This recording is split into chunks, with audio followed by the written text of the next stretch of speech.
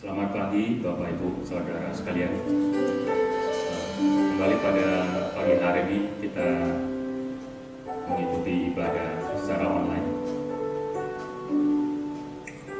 Syukur bagi Tuhan, kita semua dalam keadaan baik-baik dan sehat-sehat semua. Untuk itu mari kita bersyukur, mari kita naikkan doa bagi Tuhan kita. Bapa yang baik, Bapa yang kami kenal dan kami sembah di dalam Yesus Kristus, kami bersyukur ya Bapa untuk keberadaan kami pada pagi hari ini. Dan kalau kami ada pada saat ini ya Tuhan, kami tahu bahwa semua itu hanya karena anugerah-Mu di dalam kehidupan kami. Kami boleh melewati waktu seminggu yang sudah berlalu dengan penyertaan daripada Tuhan, dan kami sungguh menikmati kehidupan kami. Kami merasakan perbuatan-perbuatan tangan-Mu yang ajaib di dalam kehidupan kami. Kau Tuhan yang senantiasa menyertai kami, dan bahkan Kau Tuhan yang senantiasa memberkati kehidupan kami. Kalau pagi hari ini kami datang ya Tuhan, kami datang ke hadapan-Mu tidak dengan tangan yang hampa, tetapi kami membawa puji-pujian dan penyembahan kami hanya bagi Engkau ya Tuhan, Allah kami yang luar biasa, Bapa kami yang sangat baik dalam kehidupan kami. Terima kasih Bapa atas penyertaan-Mu di dalam kehidupan kami. Kau memberkati kami, keluarga lepas keluarga. Kau memberkati semua usaha dan pekerjaan kami. Apapun yang kami lakukan ya Tuhan, Kau membuatnya menjadi berhasil, dan kami menjadi orang-orang yang beruntung di dalam kehidupan kami. Kami juga bersyukur untuk anak-anak kami yang selalu Tuhan lindungi.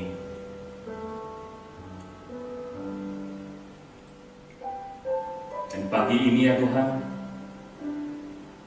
biarlah kami semua yang mengikuti ibadah ini secara online ya Tuhan, dimanapun kami berada, Kau mengurapi kami, Kau memberkati kami ya Tuhan.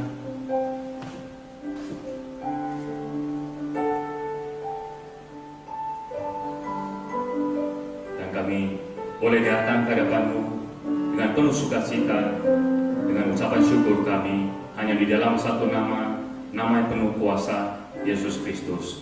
Mari semua kita yang percaya dan diberkati bersama kita katakan amin.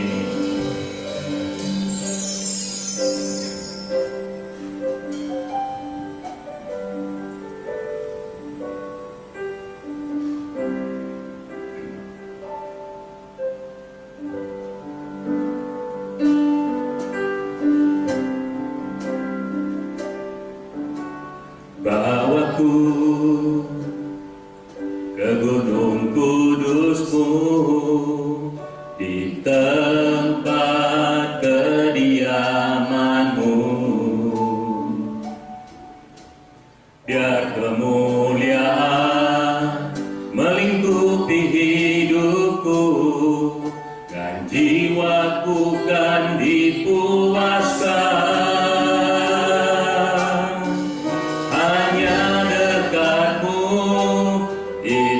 Yang ku perlu, Kau sumber penghiburanku,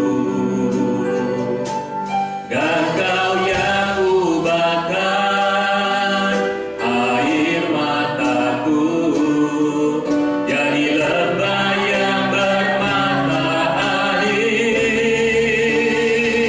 Saat itu ku memuji-Mu, Engkau Allahku, mulutku kan selalu puji-Mu, dan angkat tangan sembah-Mu, tinggikan nama-Mu, Yesus, kemuliaan bagi-Mu.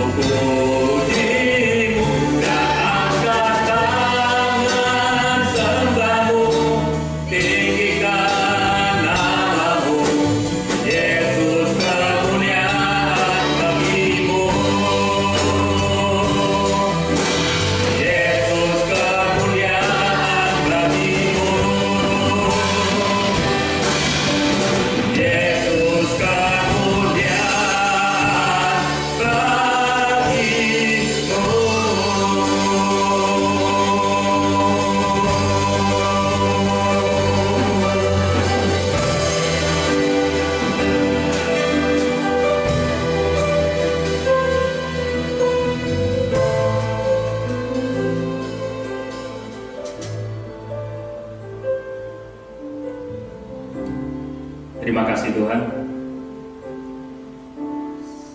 Kami selalu akan mengangkat tangan kami menyembah Engkau, Allah kami yang luar biasa, Allah kami yang dahsyat, Allah kami yang tidak pernah meninggalkan kami.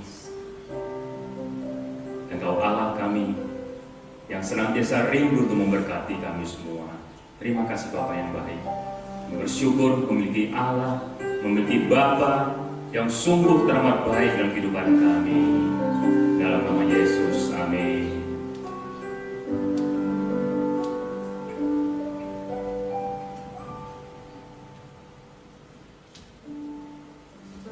Mari kita bersorak-sorak bagi Tuhan kita.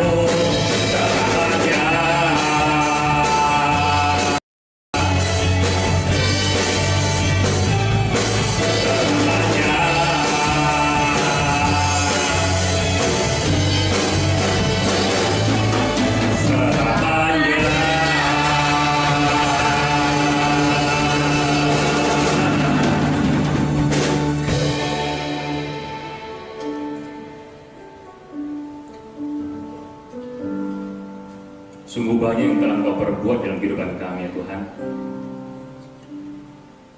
Rancangan-rancangan indah-Mu di dalam kehidupan kami. Engkau Tuhan yang tidak pernah merancangkan yang jahat, tetapi hanya ada kebaikan di dalam Engkau ya Tuhan.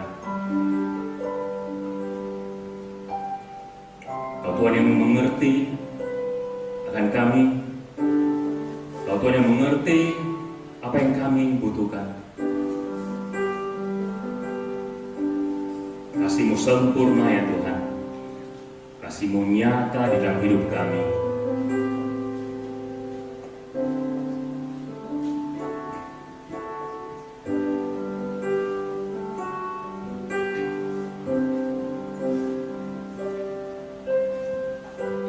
Banyak yang Kau perbuat di dalam hidupku, rancangan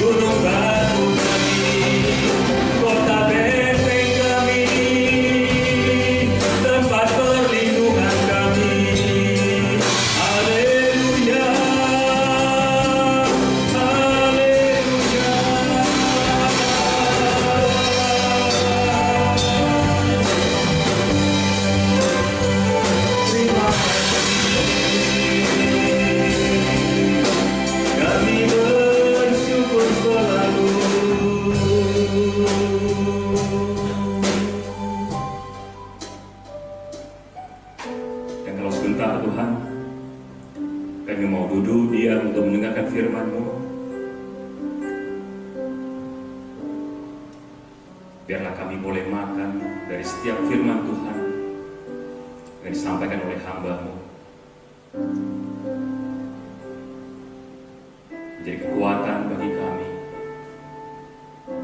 menjadi santapan bagi roh kami ya Tuhan, sehingga kami selalu siap sedia untuk berjalan bersama dengan Tuhan, untuk naik ke gunung kudus-Mu ya Tuhan. Terima kasih Bapa yang baik.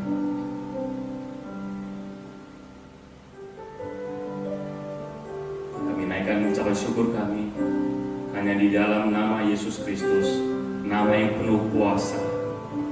Mari semua kita percaya, bersama kita katakan, amin.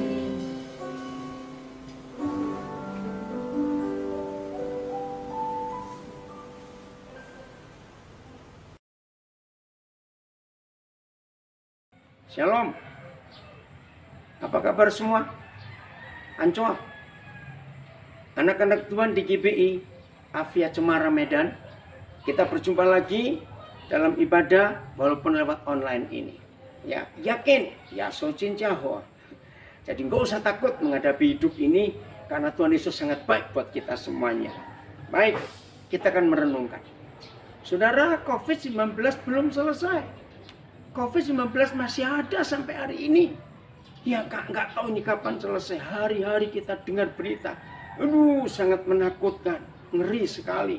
Begitu cepat penularan. Apalagi di Medan. Sudah ada sekian banyak dokter yang meninggal. Yang terakhir 4 hari yang lalu. Kalau saya nggak salah toh, minggu yang lalu. Dokter Sitepu ahli paru meninggal. Karena COVID-19. Bayangkan. Kalau dokter saja nggak bisa lolos. Apalagi kita manusia biasa yang nggak punya pengertian tentang penyakit. Tapi ini janji Tuhan. Kepada siapa saudara dan saya lebih mengakui, kepada dialah yang punya otoritas terhadap hidup kita. Serius. Oke ya, dengarkan kalimat ini. Hari-hari ini, oh ya maaf, ini saya lagi di kebun. Ini kebun rumah kami di Nabire, ya. Cik Louis istri saya suka nanam sayur, nanam buah. Puji Tuhan, itu ada suara burung, ada suara macam-macam. Oke, saya lanjutkan. Kalau hari-hari ini kita mau lihat fakta, maaf, ya lihat fakta hari-hari ini. Ternyata manusia itu jauh lebih takut kepada corona, COVID-19 daripada takut kepada Tuhan.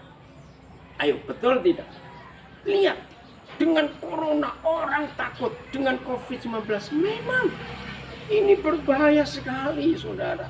Sudah dengar berita satu keluarga yang meninggal. Aduh, kalau satu orang kena dalam satu rumah, kemungkinan kecil yang serumah itu nggak kena. Bayangkan bahayanya. Maka itu hari-hari ini saudara, COVID-19 lebih terkenal daripada Tuhan Yesus. Maaf. Karena manusia lebih banyak membicarakan barang ini daripada memuliakan Tuhan. Nah, maka itu hari ini kita akan belajar supaya saudara di GBI Afia Cemara Medan kita punya tujuan, kita punya kekuatan, kita punya kepastian, kita punya jaminan. Apa itu? Kita harus milih. Kalau sebelah kiri saya tunjukkan ini COVID-19. Sebelah kanan saya ini Tuhan Yesus. Oke. Nah, hari-hari ini, maaf, saya tidak menuduh, saya juga tidak menghakimi, tapi saya hanya sharing. Hari-hari ini kita lihat fakta. Ternyata dari kiri dan tangan kita ini, ingat tadi kiri COVID-19, kanan Tuhan Yesus. Maaf ya, lihat hari-hari ini, oh Tuhan ampuni kami. COVID-19 makin naik. Tapi posisi Tuhan Yesus makin turun. Betul tidak? Kok bisa saya berkata begitu? Ini bukti nyatanya. Satu, siapa yang lebih banyak kita bicarakan hari-hari ini? Nonton berita, baca berita di sosial media. Siapa yang lebih banyak kita baca dan kita bicarakan antara COVID-19 dengan Tuhan Yesus? Maaf, di depan ini saya di halaman motor lewat. Ya, buktinya.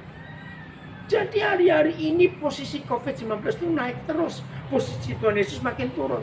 Sebab cara kita menyebut dua hal ini beda.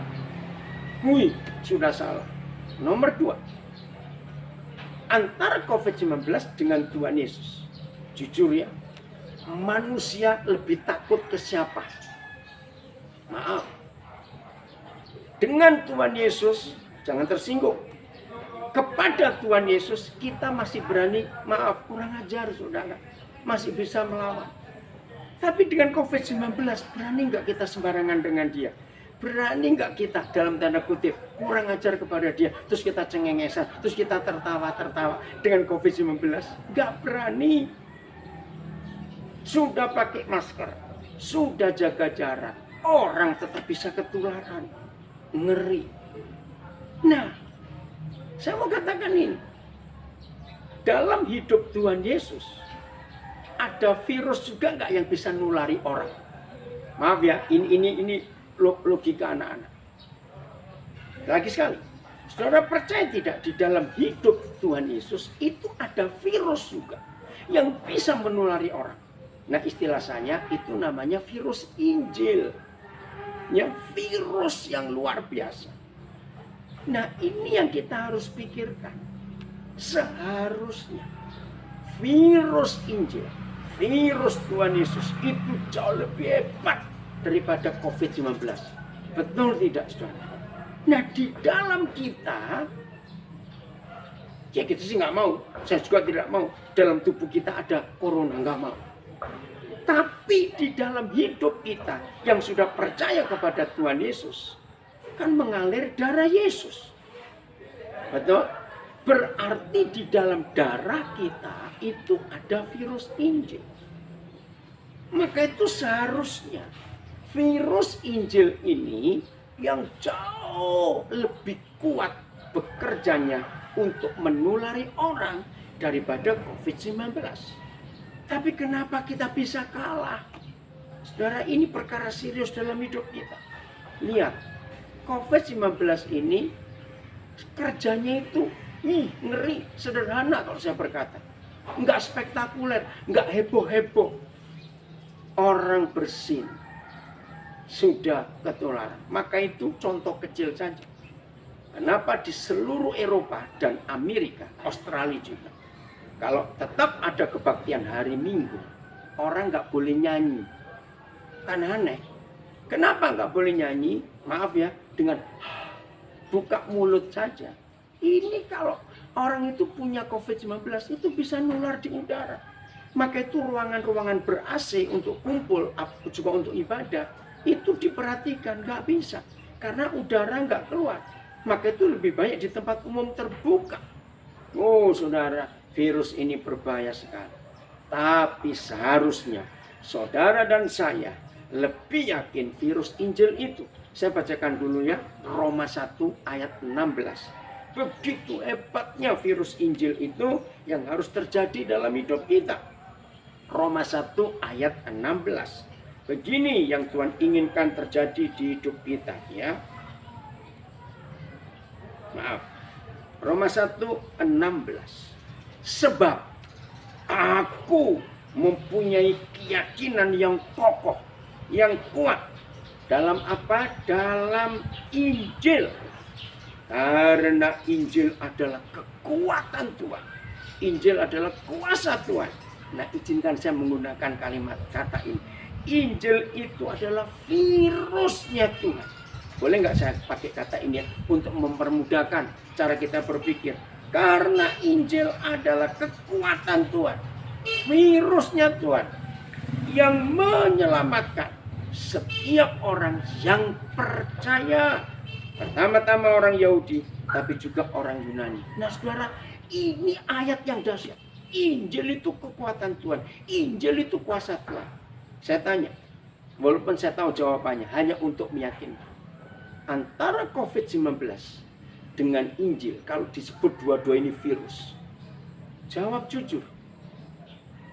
Mana lebih berkuasa? Virus Injil atau virus COVID-19? Jelas dong jawabannya virus Injil. Tapi lagi sekali, Sudah berapa puluh tahun virus Injil itu bekerja di hidup kita. Maaf, saya cuma cerita.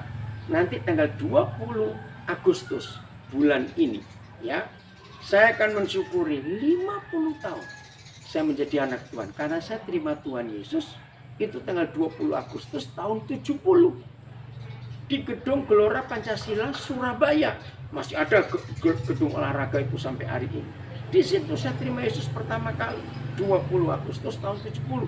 Jadi Agustus ini saya 50 tahun menjadi anak Tuhan.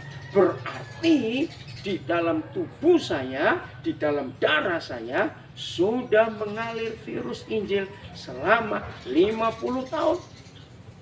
Bersyukur kepada Tuhan. Ini cuma cerita ya Ibu Gembala. Jadi waktu Ibu Bapak Gembala saudara menikah, saya nggak tahu berapa puluh tahun yang lalu, di gereja di Surabaya, GBI Sulung Solan, saya ikut mendoakan, ikut hadir. Mudah-mudahan fotonya masih ada ya Ibu Novi. Jangan hilang foto itu, karena keren sekali. Nah, 50 tahun virus Injil itu ada di dalam hidup saya. Maka itu pertanyaannya, kalau corona COVID-19 bisa begitu cepat nularin orang, seharusnya virus Injil jauh lebih cepat. Nah, kami tinggal di Papua. Saudara tahu kalau mendengar kata Papua atau Irian, langsung mikir nyamuk malaria. Betul. Wih, malarianya tinggi sekali di sini. Ya, bersyukur kepada Tuhan. Ya, ada malaria. Loh kok bersyukur? Karena kami saya bisa belajar ini. Nah, jadi gini. Malaria itu dibawa oleh nyamuk. Nah, namanya nyamuk malaria. Betul? Demam berdarah juga dibawa oleh nyamuk. Penyakit kaki gajah yang kakinya besar orangnya karena itu juga ada larva yang dibawa oleh nyamuk. Ayo kita belajar ya, supaya kita tahu siapa lebih pintar, nyamuk atau kita. Mungkin ini pertanyaan lucu ya, tapi ini saudara, ayo kita sadar, ternyata nyamuk-nyamuk itu lebih hebat dari kita. Loh kok bisa? Sekarang saya memberikan beberapa perbandingan. Saudara boleh tertawa, lucu, geli, terserah. Tapi ini fakta. Jadi pertama kali saya kena malaria di Papua. Waduh saudara, hampir mati rasanya. 3 hari saya diinfus. Buka mata aja nggak bisa. Berat, nggak ada kekuatan. Maaf, nggak bisa minum, nggak bisa makan. Maka harus diinfus. Wih, di situ saya bilang ini malaria kurang ajar betul. Nah, maka itu ini logika anak-anak. Saya bilang gini waktu saya pertama kali kena. Sekarang saya nggak ngitung seberapa ratus kali saya kena malaria. Jadi buat kami yang tinggal di Papua, malaria itu seperti pilek aja lah. Nggak punya arti. Walaupun kalau saya kena tropika itu orang bisa meninggal. Ngeri sekali. Nah, lihat. Nyamuk, tubuhnya antara kita dengan nyamuk. Ini pertanyaan konyol. Mana lebih besar? Ya jelas kita dong. Bahkan saya sering berkata ya, jangan tersinggung ya. Seringkali kotoran hidung kita saja lebih besar daripada nyamuk-nyamuk kecil itu. Betul? Nomor 2. Nyamuk itu kalau hinggap ke tubuh orang, jangan bilang berapa jam loh. Nih, kalau sampai ada nyamuk hinggap berjam-jam orang nggak rasa. Saya punya istilah, itu kulit badak. Maaf. Bahkan nggak menit. Nyamuk itu kalau hinggap di tubuh kita itu cuma berapa detik, sudah catat. Tapi berapa detik itu kalau dia hinggap dan dia pindahkan larva, baiklah malaria, demam berdarah, virusnya atau kaki gajah. Orang segede kita bisa KO dengan nyamuk sekecil itu. Coba catat. Karena di dalam dirinya ada virus yang dibawa. Entah malaria, entah demam berdarah, entah kaki gajah. Nah, di dalam tubuh kita yang sebesar ini, itu kan ada virus Injil. Karena darah Yesus yang masuk ke hidup kita. Nah, kita ini kalau nempel ke orang, telepon, chatting, lewat WhatsApp, sosial media, itu bisa berjam-jam loh saudara. Betul? Begitu sampai bayar telepon jadi bengkak, bayarnya internet kita jadi banyak bayarnya. Karena kita sering chatting, kita nempelin orang. Masa sih yang nyamuk nempel cuma berapa detik, itu bisa membunuh orang segede ini. Masa kita nempel di hidup orang sekian lama, orang itu nggak ketularan apa-apa. Nah ini contohnya, orang bersin saja, orang sudah takut karena virusnya. Maka itu sekarang orang pakai masker semua. Saudara, ayolah kita mikir, berarti ada yang salah di hidup kita. Kenapa virus Injil tidak bisa bekerja sehebat virus corona lewat hidup kita? Orang yang kena corona, aduh menyedihkan. Saya cuma cerita, saudara. Selama COVID-19 ini, oh Tuhan tolong. Saya berdoa, Tuhan jangan ada lagi. Ada 4 anak rohani saya yang meninggal. Sedih. Bahkan yang meninggal akhir Maret yang lalu. Sebetulnya tanggal 2 Agustus ini, dia itu menikah. Oh sedih sekali. 10 Maret saya masih ketemu dia. Masih persiapan konseling pernikahan. Masih ngomong-ngomong. 4 hari kemudian, ibu dengar kabar dia positif corona. Oh, kami berdoa. Tapi ya kita nggak tahu. Yang 2 masih muslim. Tapi puji Tuhan, saya sudah injili, saya sudah sampaikan kebenaran itu. Nah, ini fakta. Jadi seharusnya saudara dan saya dan virus Injil itu lebih bisa menulari banyak orang. Jangan kita kalah dengan nyamuk. Nah, bagaimana caranya supaya otoritas Injil itu nyata dalam hidup kita? Ternyata gampang. Ya, dengarkan. Loh kok gampang bagaimana? Betul. Saudara dan saya mau submit, mau tunduk, mau menyerahkan diri kepada siapa? Ini harus kita pelajari. Ya, saya nggak tahu siapa yang ingat kira-kira bulan Mei, ya bulan Mei yang lalu. Tiba-tiba kita mendengar berita, istilah yang dipakai oleh pemerintah kita, termasuk pemerintah bangsa-bangsa. Karena virus ini nggak bisa diatasi, nggak bisa dilawan, hanya bisa dicegah. Maka ada istilah yang buat saya kaget, tapi saya mikir begini, kata pemerintah. Mau tidak mau, kita harus berdamai dengan COVID-19. Pernah dengar nggak istilah itu? Serius. Saya pertama kaget, berdamai dengan COVID-19. Kenapa? Karena nggak bisa dilawan. Ingat ya saudara, kalau zaman perang, ya kita semuanya nggak pernah ngalami perang sih. Karena umur kita di bawah 70 atau ya paling tidak 80, kita nggak pernah ngalami perang. Tapi zaman perang dulu, kita itu masih bisa menyelamatkan diri, masih bisa bersembunyi di lubang-lubang pengungsian, betul? Karena apa? Musuhnya kelihatan dan kita tahu dari mana mereka menyerang. Tapi COVID-19 ini kita nggak tahu dari mana mereka menyerang, sebab mata kita nggak lihat, kita pun nggak dengar mereka punya suara. Tiba-tiba orang yang sehat nggak ada apa-apa, kena. Maka itu mari saudara, hari-hari ini kita menyadari, hati-hati dengan virus ini. Ini belum lama ada ilustrasi bagus sekali. Ada seorang suami hari itu marah-marah kepada istrinya. Karena berkata, mas anu tawat, mas anu nggak enak. Kenapa begini?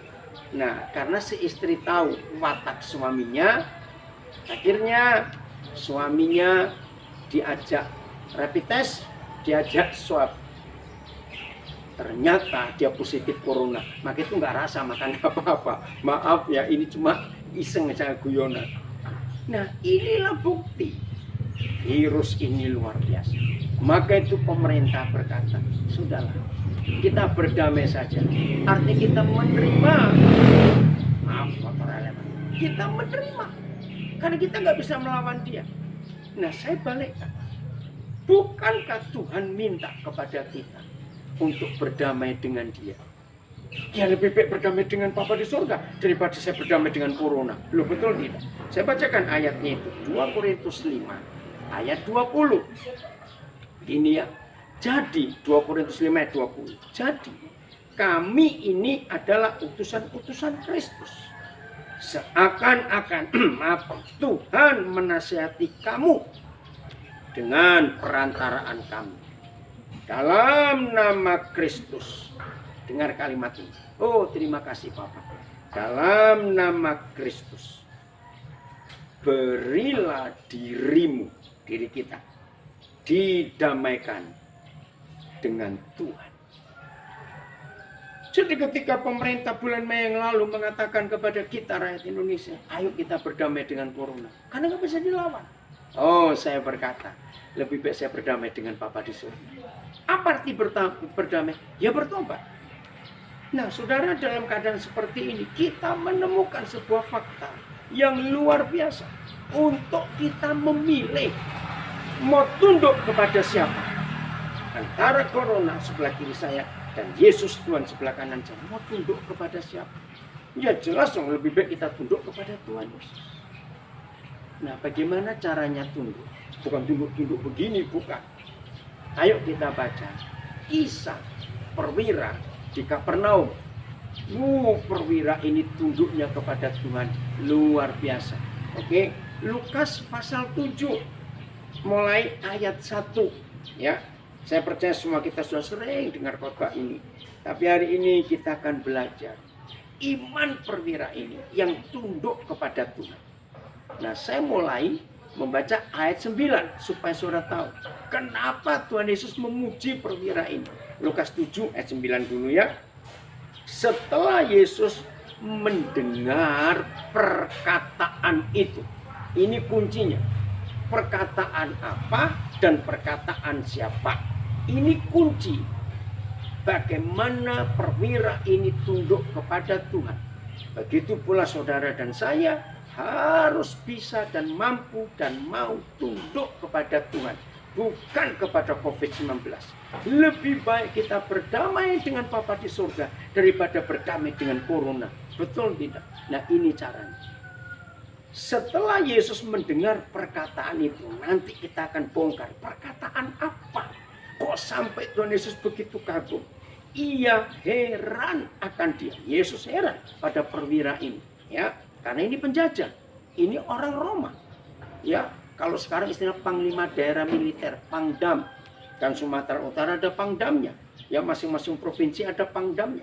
Di atas Pangdam ada jenderalnya, betul. Nah, itu sebabnya kita harus tahu kita tunduk kepada siapa dalam hidup ini, ya.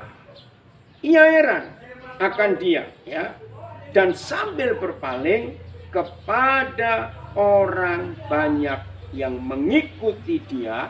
Jadi Yesus berpaling kepada orang banyak yang mengikuti dia.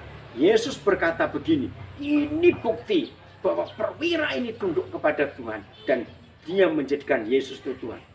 Aku berkata kepadamu, iman sebesar ini tidak pernah aku jumpai sekalipun di antara orang Israel. Berarti memang dia bukan orang Israel. Nah, saudara bayangkan, orang Israel di mana Yesus dilahirkan dari bangsa itu, enggak pernah Tuhan Yesus jumpai ada iman sehebat itu. Nah, saudara di GPI Avia Cemara Medan, ini yang Tuhan ingin temukan dari hidup kita. Bagaimana kita memposisikan Tuhan Yesus di hidup kita.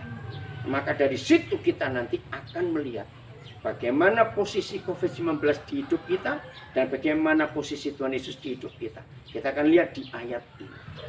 Jelas ya? Jadi imannya luar biasa. Orang Israel pun tidak pernah dijumpai ada iman sebesar itu. Saya mulai dengan ayat 1, Lukas 7. Setelah Yesus selesai berbicara di depan orang banyak, masuklah ia ke Kapernaum. Di situ ada seorang perwira, seorang jenderal, panglima daerah militer kalau istilah Indonesia, yang mempunyai seorang hamba, lebih layak disebut budak, yang sangat dihargainya. Nah, ini sudah aneh. Ngapain seorang jenderal penjajah seperti dia menghargai budak? Ayo kita pikir. Kalau dia bangsa Roma yang menjajah Israel dan dia jenderal, yang jadi budak pasti bukan sebangsa, bukan. Pasti ini orang Yahudi. Nah, ini yang luar biasa. Hargainya seperti apa? Bagaimana jenderal ini menghargai budaknya? Yang sangat dihargainya. Hamba itu, budak itu sedang sakit keras. Hampir mati. Berarti kalau zaman sekarang pasti kena corona. Kalau nggak kena kanker berat, ya. Lihat, apa tindakan dia? Maaf ya saudara, saya mau bongkar. Menurut saudara, bisa nggak perwira ini cari budak yang lain? Ngapain dia ngurusin satu yang sakit mau mati itu? Jelas bisa, karena dia punya otoritas, dia penjajah. Tapi ini yang luar biasa. Dia menghargai dan tidak ingin hambanya ini, budaknya ini mati. Karena dia sayang. Ini luar biasa. Nah, ayat 3. Ini ada yang dahsyat. Ayat 3. Ketika perwira itu mendengar tentang Yesus. Ini luar biasa. Ketika perwira itu mendengar tentang Yesus. Saudara, stop dulu sampai di sini. Kalau hari ini kita bisa ada di sebuah ibadah karena kita pernah mendengar tentang Tuhan Yesus. Lalu kita mengambil keputusan untuk percaya, untuk bertobat, untuk terima Dia. Betul? Ketika kita mendengar tentang Yesus. Dan ini yang luar biasa. Walaupun saya sempat kecewa. Aduh, kenapa Lukas tidak menjelaskan bagaimana dari siapa perwira ini mendengar tentang Yesus. Tapi ya kita bisa tahu lah, zaman itu Yesus kan dikenal. Orang sudah rame di pasar, di jalan, di mana saja. Oh Yesus, Yesus. Nah perwira ini juga mendengar tentang Yesus. Berarti timbul iman dong. Betul nggak? Kalau dia cuma dengar tentang Yesus, tapi tidak percaya, tidak timbul iman, ya dia nggak akan melakukan tindakan ini untuk hambanya yang dihargai mau mati ini. Ngerti ya maksud saya? Nah, bukankah saudara dan saya sering mendengar tentang Tuhan Yesus? Pertanyaannya, apa yang kita lakukan setelah kita mendengar tentang Yesus? Ingat Yakobus 3 menulis, maaf Yakobus 4, iman tanpa tindakan mati. Maka itu ayo saudara hari ini kita buat sesuatu. Ya, kemarin siang ada peristiwa yang luar biasa. Ada satu keluarga anaknya 3. Di PHK. Sempat ngojek berapa minggu. Nggak ada penumpang di Nabire. Tiba-tiba kemarin dia itu telepon saya. Kami buat pangsit mie ayam. Mungkin ada yang perlu. Aduh, saya tahu. Ya udah, saya beli. Maaf ya, 30 bungkus. Udah. Terus itu masih pagi. Lalu nanti dikirim kemana? Nah itu masalahnya, saudara. Kan diminta mendadak kemarin pagi. Jadi saya ini belum tahu mau dikirim kemana. Begini aja, kalian buat dulu dan itu saya bayar dulu karena mereka juga uangnya pas-pasan. Nanti kalau sudah mau selesai beritahu, baru saya akan tunjuk yang mana. Nah, 30 bungkus, mereka senang bisa buat makan. Untungnya untuk hari itu. Saya berdoa apa-apa. Ini untuk siapa? Saya itu nggak tahu. Kan tiba-tiba diminta. Saudara, Tuhan ingatkan. Saya kenal ada satu tempat cucian mobil di Nabire ini. Oh iya, saya telepon ya, yang di situ manajernya. Oh kami 10 orang. Oke, tunggu ya. Nanti siang kalian jangan beli makanan. Kami akan kirim 10 bungkus pangsitnya ayam. Kaget mereka, senang. Terus saya cek lagi, keluarga siapa lagi yang perlu. Nah, ada satu keluarga tukang mebel. Nah, hari itu mereka sibuk. Jadi belum sempat untuk belanja. Karena sibuknya. Tuhan gerakkan saya. Saudara, saya kirim sekian. Saya tanya berapa orang, tukangmu berapa, tamumu berapa, sekian. Saya kirim. Saudara, tadi malam ini tukang mebel cerita, anaknya cerita, tamunya cerita. Kok bisa pas? Mereka belum sempat belanja karena sibuk. Terus saya bisa kirim pas. Saya tuh nggak tanya berapa orang, saya cuma kira-kira saja. Saudara, orang ini memuliakan Tuhan, kok bisa pas padanya? Saya bilang, itulah Tuhan. Baru saya cari lagi yang lain. Nah, itu contoh. Saya mendengar tentang Yesus. Hidup harus berbagi. Akhirnya, saya bisa jadi berkat untuk keluarga ini dengan 3 anak. Dan Tuhan gerakkan saya bisa jadi berkat untuk orang-orang yang sedang memerlukan. Jadi berkatnya double. Mereka yang buat pangsitnya keberkatan, yang terima juga keberkatan. Puji Tuhan, saya juga pasti keberkatan. Indah bukan? Nah ini contohnya. Kalau kita mendengar tentang Yesus, harus buat apa dalam hidup kita? Akhir tahun yang lalu, saya diajak makan oleh satu pengusaha di sebuah rumah makan di Jakarta, di daerah Pegangsaan ya, itu depannya Tugu Proklamasi ya, Soekarno-Hatta, di seberang stasiun kereta api Cikini. Itu ada gereja Isa Al-Masih. Nah sebelah kanannya, sebelah kirinya gereja Isa Al-Masih itu ada gedung Belanda namanya Capitol, dulu Megaria, gedung bioskop, sekarang tetap ada. Nah di atas lantai 2 itu ada rumah makan, saya nggak pernah tahu ya, baru Desember itu, namanya rumah kuliner. Nah saya diajak makan, tempatnya enak sekali, makanannya nggak terlalu mahal kok dibanding suasana yang enak. Nah salah satu pelayannya, Roh Kudus bicara kepada saya, dia itu nggak punya apa-apa, orang Sunda dari Cianjur, namanya Musli. Akhirnya saya bilang, Musli, dia kaget, oh saya tahu namanya, habis di bed namanya ada kok, itu kebiasaan saya membaca. Musli, boleh nggak Bapak minta nomor teleponmu untuk apa-apa? Nanti setelah kerja Bapak akan cerita. Dia kasih nomor. Nah sorenya saya WhatsApp dia.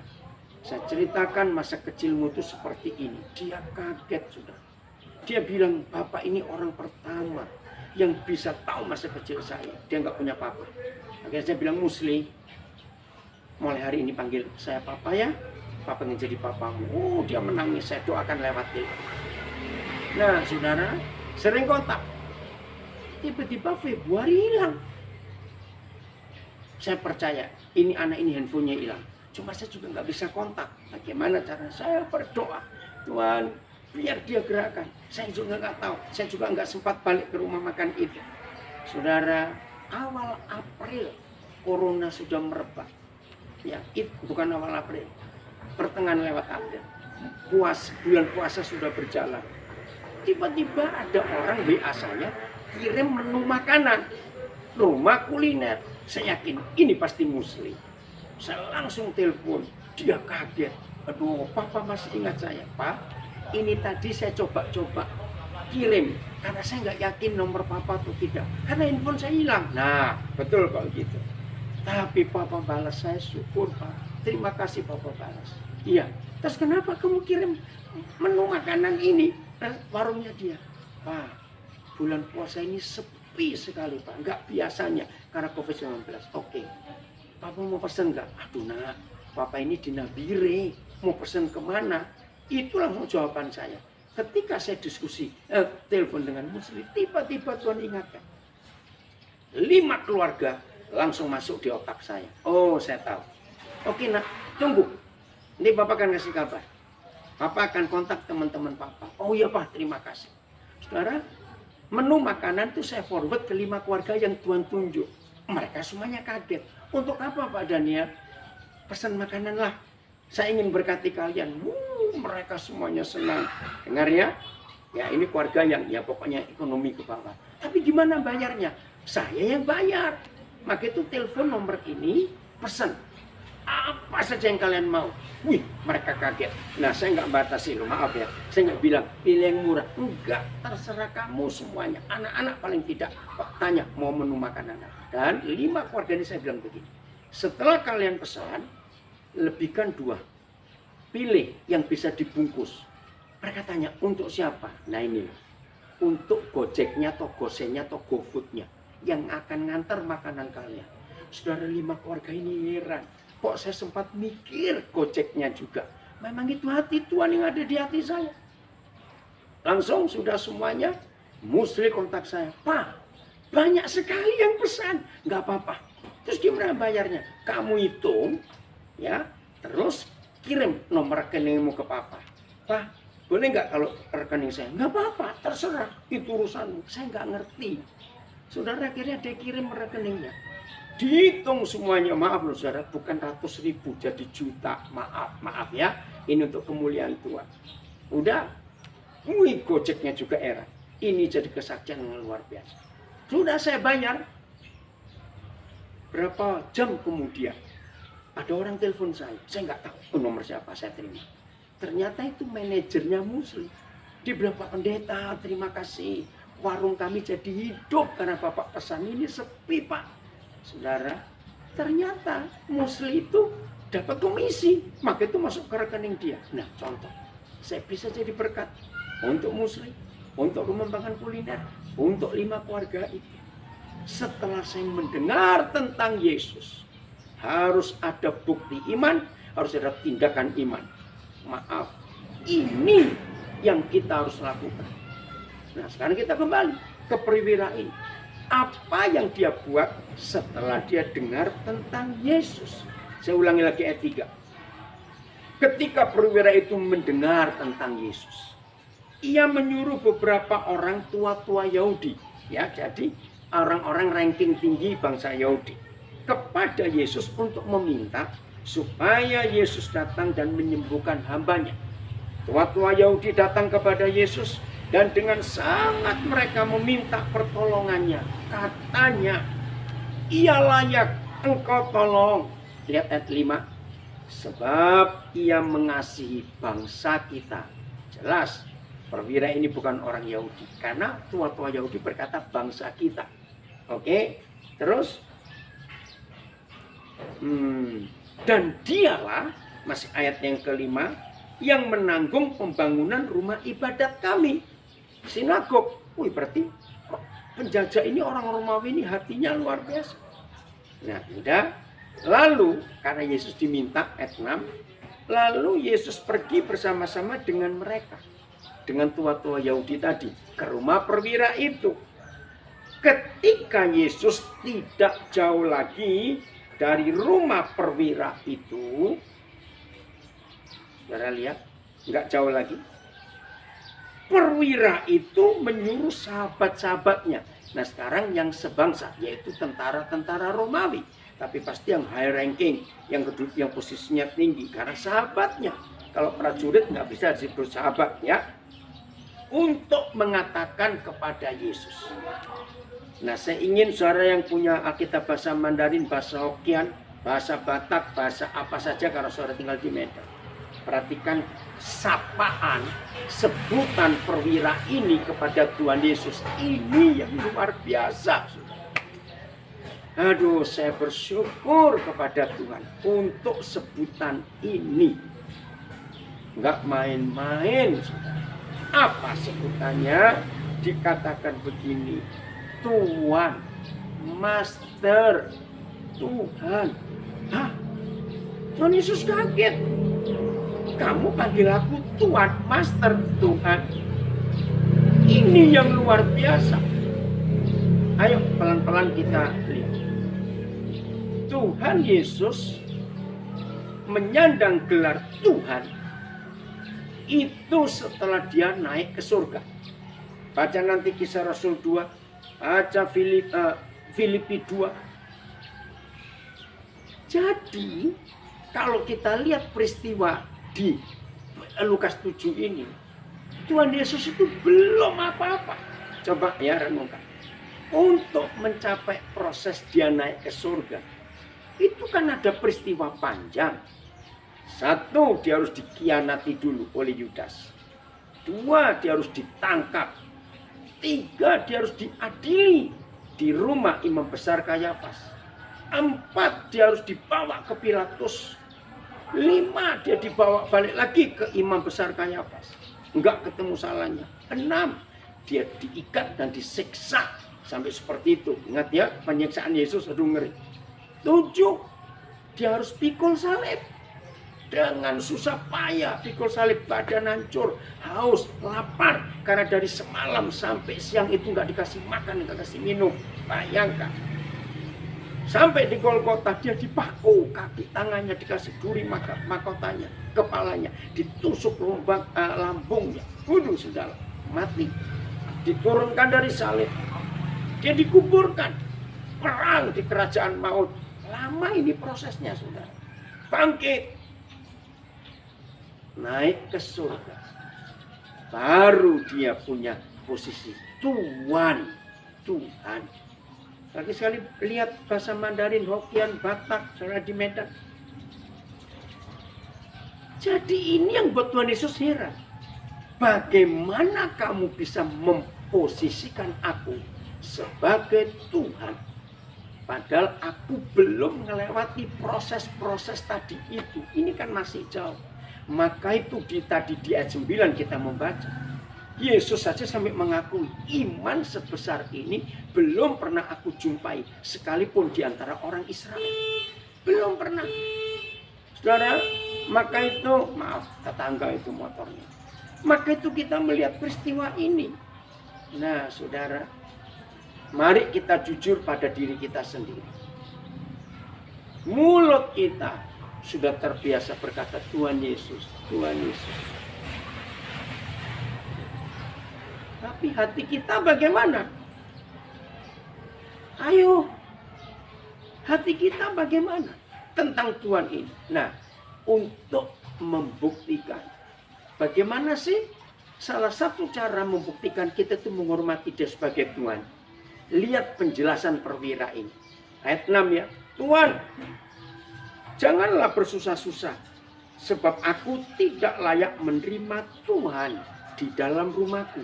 Loh, tadi dipanggil. Sekarang sudah dekat rumah bilang tidak layak. Ini dia. Maka itu lewat peristiwa ini, saudara dan saya harus mulai menyadari bagaimana kita menempatkan Tuhan Yesus dalam hidup kita. Oke? Ayat 7. Sebab itu aku juga menganggap diriku tidak layak untuk datang kepadamu. Ini alasannya. Tetapi katakan saja sepatah kata, maka hambaku itu akan sembuh. Saudara lihat ini kan dahsyat sekali. Nggak minta doa loh. Nggak minta tumpang tangan. Cukup katakan sepatah kata saja.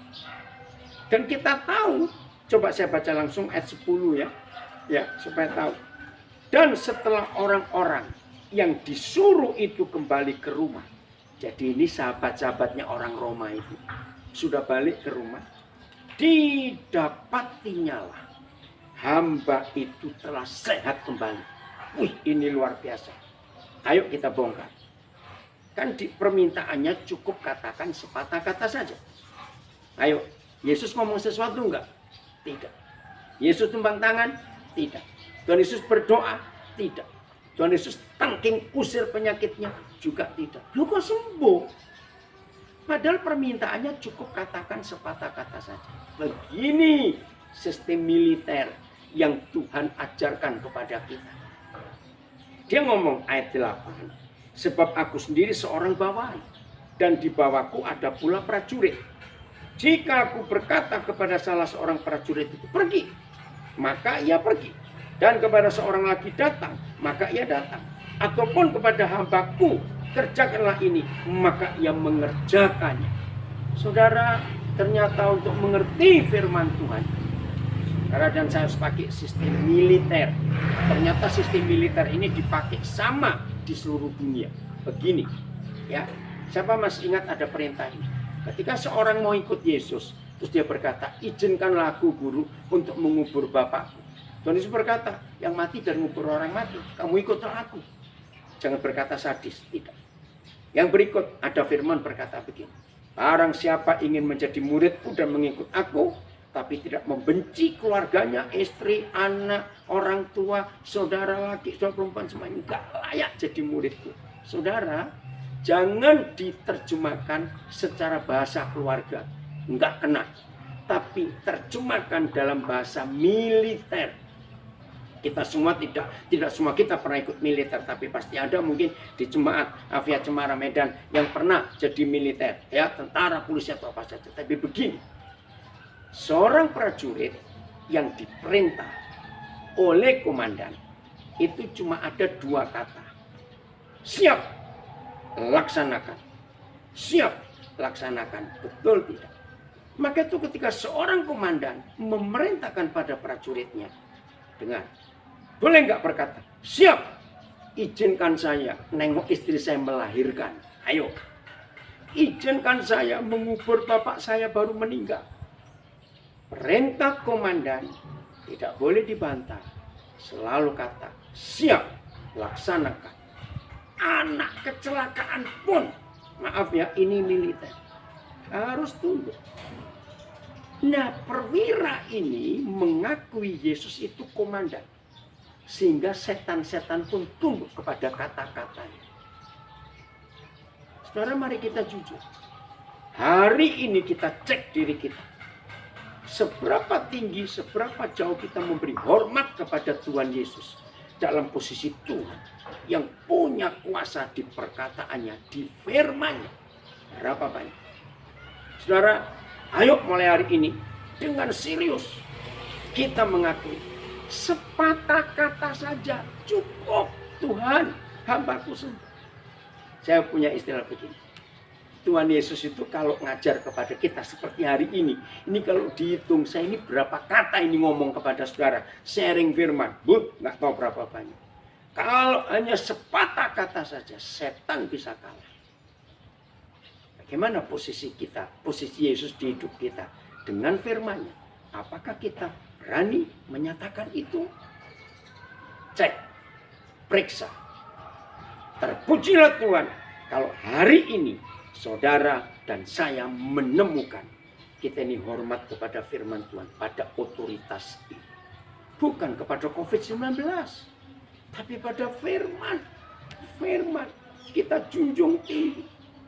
Maaf, di daerah-daerah Kristen, Batak, Nias, ya, Mentawai, NTT, Maluku, Papua, Toraja, Sangir, Minahasa, maaf. Kenapa banyak kemiskinan? Karena daerah-daerah Kristen itu jauh lebih tinggi menjunjung hukum adat nenek moyang daripada menjunjung tinggi firman Tuhan. Maka itu daerah-daerah ini rata-rata dimiskinkan oleh adat kalau ada orang meninggal. Betul tidak? Lihat itu. Karena tidak menjunjung tinggi firman, tapi menjunjung tinggi adat. Hancur hidup kekristenan. Walaupun gedung gereja besar-besar di daerah-daerah Kristen. Tapi kenapa orangnya miskin? Karena tidak menghormati otoritas firman lebih tinggi. Hari ini, ayo kita dengan serius meninggikan Tuhan Yesus daripada COVID-19. Hormati firman Tuhan. Cukup katakan sepatah kata saja, maka budak itu sembuh, setan itu pergi. Terpujilah Tuhan.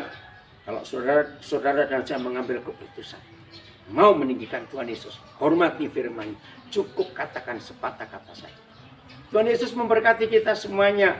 Selamat beribadah, selamat hidup dengan takut akan Tuhan. Dan ingat dalam diri saudara, diri saja, virus Injil yang jauh lebih hebat daripada virus COVID-19. Tularkan kepada banyak orang. Shalom, sampai jumpa lagi. Tuhan Yesus memberkati kita semua. Mari kita berdoa. Bapa di surga, kami sudah dengar firman-Mu hari ini. Inilah hamba-Mu, Ibu Gembala Novi, bersama dengan semua staf pelayan dan jemaat dari GBI Avia Cemara Medan. Berkati hidup mereka, pakai mereka.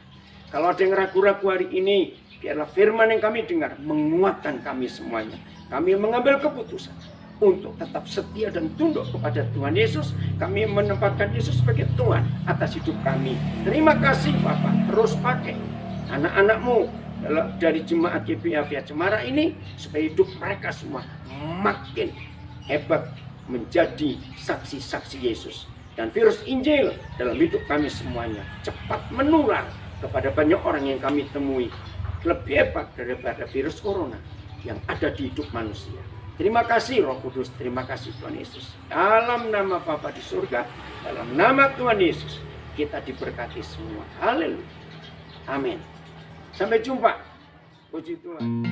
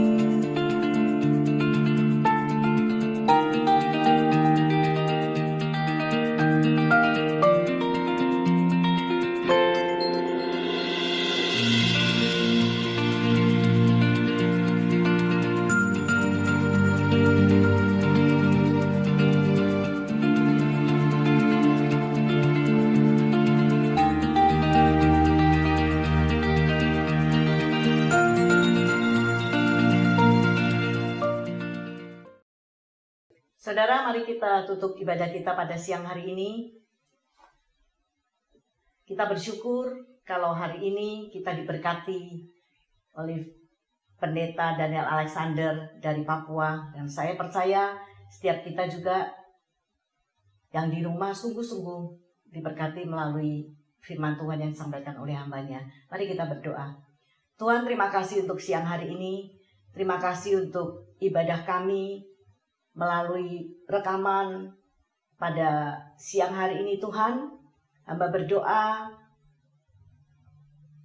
biarlah Tuhan memberkati hamba-Mu Pendeta Daniel Alexander yang sudah Tuhan pakai untuk menjadi berkat bagi setiap kami yang mendengar, yang menyaksikan melalui rekaman di rumah atau dimanapun hamba-Mu berada ya Tuhan.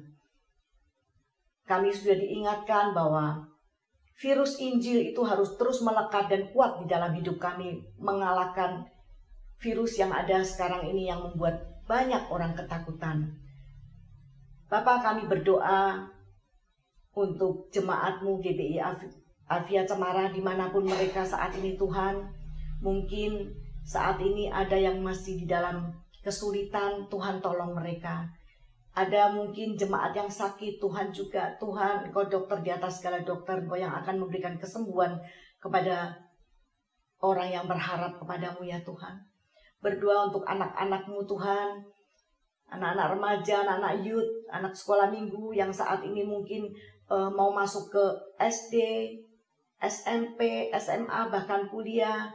Tuhan, saat ini memang sulit bagi mereka karena mereka menemukan perbedaan dibandingkan dengan tahun-tahun yang lalu. Tapi kami percaya orang-orang yang berharap kepada Tuhan diberi hikmat dan kekuatan dan kepintaran ya Tuhan. Terima kasih Bapa. Kami bersyukur untuk setiap hamba-Mu yang melayani mimbar, baik WL Singers, pemain musik, multimedia, berkati mereka Tuhan. Berkati kesetiaan mereka. Dan sebentar Tuhan kami menutup ibadah ini. Kami percaya berkat kemurahan Tuhan menyertai kami. Mari saudara, angkat tanganmu, terimalah berkat yang dari Tuhan. Kiranya kasih setia, kemurahan, kebaikan dari Allah Bapa, damai sejahtera dari Tuhan Yesus Kristus, dan persekutuan di dalam Roh Kudus terus bersama dengan kita, menyertai kita sepanjang hari-hari kita dalam hidup kita, dari sekarang sampai selama-lamanya. Mari setiap kita yang percaya, kita katakan amin. Shalom, selamat siang, Tuhan Yesus.